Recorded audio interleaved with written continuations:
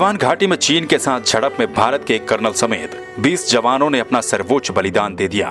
देश की रक्षा के लिए अपनी शहादत देने वाले जवानों के पार्थिव शरीर अब उनके घर पहुंचने लगे हैं। जवानों की शहादत के बाद देशवासियों में चीन के प्रति गुस्सा भी देखने को मिल रहा है। शहीद जवानों के अंतिम संस्कार में जहां उनकी अमर शहादत के नारे लग रहे हैं, वहीं इस दुस्साहस का बदला लेने की मांग भी उठ रही है। गलवान घाटी में शहीद हुए भारतीय सेना के कर्नल संतोष बाबू का पार्थिव शरीर उनके घर पहुंचा, जहां पर उन्हें नम आंखों के साथ विदाई दी गई। तेलंगाना के सूर्यपेट में शहीद कर्नल संतोष बाबू को सैन्य सम्मान के साथ अंतिम विदाई दी गई। तो वहीं बिहार के पटना में शहीद सैनिक सुनील कुमार को श्रद्धांजलि दी गई। उन्हें श्रद्धांजलि देने उप मुख्यमंत्री सुशील मोदी समेत तेजस्वी यादव और कई लोग मौजूद रहे। ये तस्वीरें हैं तमिलनाडु की मदुरई की, जहां पर शहीद जवान के पलानी का पार्थिव शरीर पहुंचा और सैन्य सम्मान के साथ उन्हें भी अंतिम विदाई दी गई। गलवान घाटी का गम पूरे देश को है, तो वहीं गलवान का गुस्सा और उसका बदला भी हर कोई लेना चाहता है। परसों रात जो गलवान वैली में हुआ है वो एक बहुत ही सिग्निफिकेंट इंसिडेंट है। वो एक बिल्कुल नई सीमा रेखा उसने पार कर दी है, एक नई सिचुएशन क्रिएट की है। हमारे एक कर्नल और 20 जवान बेचारे शहीद हो चुके हैं। एक कर्नल 20 जवान, ये बहुत बड़ा आंकड़ा है और it cannot be taken lightly.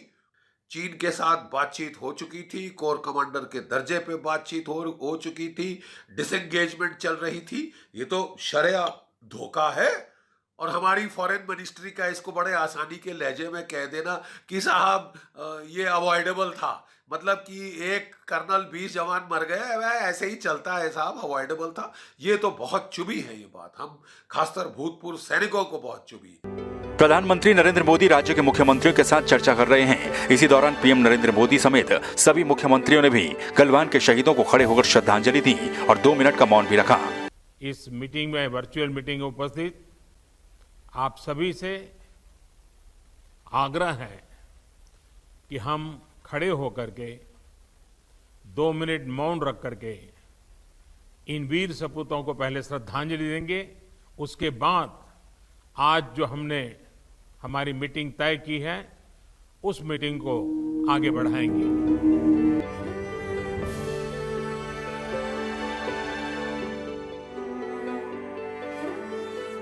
वहीं प्रधानमंत्री ने कहा कि देश की संप्रभुता के साथ कोई समझौता नहीं होगा।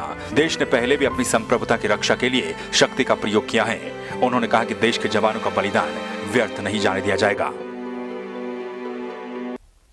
जब भी समय आया है, हमने देश की अखंडता और संप्रभुता की रक्षा करने में अपनी शक्ति का प्रदर्शन किया है, अपनी क्षमताओं को साबित किया है। त्याग और तितिक्षा हमारे राष्ट्रीय चरित्र का हिस्सा है, लेकिन साथ ही विक्रम और वीरता भी उतना ही हमारे देश के चरित्र का हिस्सा है। मैं देश को भरोसा दिलाना चाहता हूं, हमारे जवानों का बलिदान व्यर्थ नहीं जाएगा। ब्यूरो रिपोर्ट, संवाद 365।